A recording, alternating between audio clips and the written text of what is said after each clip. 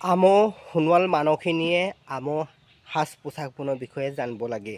আজিৰ এই ভিডিঅ'টোৰ যোগেদি আপোনালোকে আমাৰ সাজ পোছাকসমূহৰ বিষয়ে থুলমূল আভাস এটা পাব।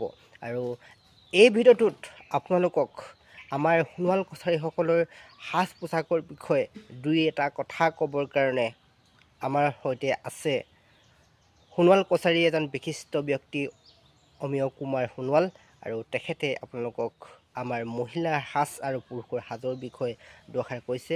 ভিডিঅ'টো শেষলৈকে চাব আৰু ভাল লাগিলে শ্বেয়াৰ কৰিবলৈ নাপাহৰিব আৰু কমেণ্ট এটা কৰিব।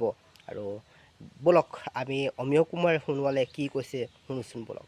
এজনী সোণোৱাল কাপোৰ বা এজনী সোণোৱাল মহিলাই কি কাপোৰ পিন্ধে এই কথা ক'বলৈ যাওঁতে আমাৰ মেখেলাখন, এখেতীয়াখন, মূৰত পাগুৰি, মতা মানুহৰ পাগুৰি, মহিলাসকলৰ কি বুলি কয় টকয়া।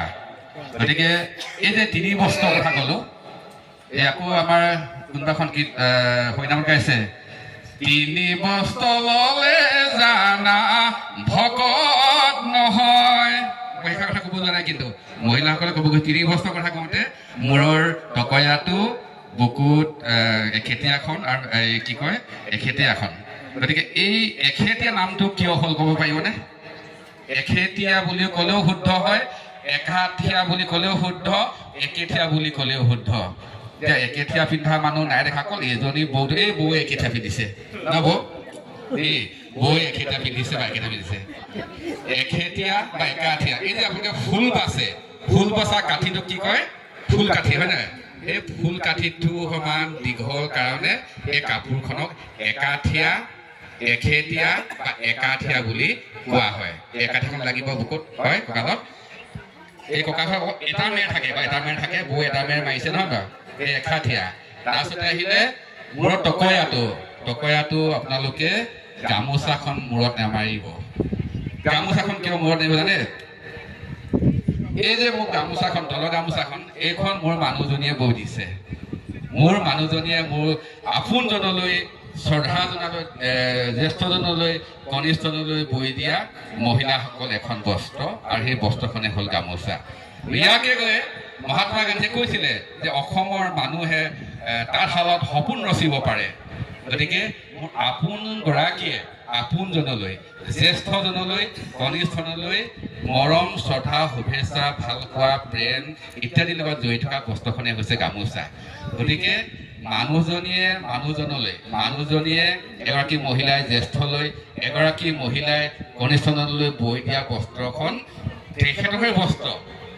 সেই বস্ত্ৰ ভাগি আকৌ মহিলাই বোৱা বস্ত্ৰ ভাগি মূৰত মৰাটো কোনো যুক্তি নাই, দেই কথা মনত ৰাখিব।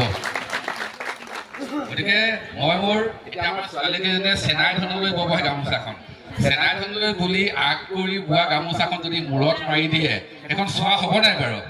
গতিকে সেই চোৱা কাপোৰখনক মূৰত মাৰিব নাপায়। আৰু সেই গামোচাখনৰ পৰিৱৰ্তে সোণোৱালসকলে মূৰত মৰা টকৰা এখন মলমলি কাপোৰ বা বগা কাপোৰ, মানে এই তাত বওঁতে এডোখৰ বৈ থাকি যায় যে, সেইডোখৰ বগা কাপোৰ মূৰত মাৰিব লাগে বুলি কয়। যেতিয়া বাধ্য পূজা হয়, বাধ্য পূজা হওঁতে 9জন ডেকা ল'ৰা, 9গৰাকী গাভৰু ছোৱালীয়ে সম্পূৰ্ণ শুদ্ধ বগা সাজ পিন্ধি ৰাজাগুৰু ঘৰৰ মজিয়াত বিহু নাচে, তাৰ লগত সম্বন্ধ আছে। গতিকে আপোনাক কৈছো দেই, এইটো আপোনালোকে নেজানি কৰিছে, জানি কৰা নহয়। যে শুদ্ধটো হয় নে নহয় সেইটো ময়ো নাজানো, কিন্তু বিচাৰ কৰি পাইছো যে এই গামোচাখন হ'ব নালাগে দেই, এই কথাকে আপোনালোকে জনালো। তাৰপিছতে এখেতীয়াখনৰ কথা ক'লো, সেয়া বাকীখিনি বাৰু নকওঁ, সেইখিনি ক'বলগীয়া মানুহ নাথাকে। ঠিক তেনেকৈ পুৰুষসকলৰ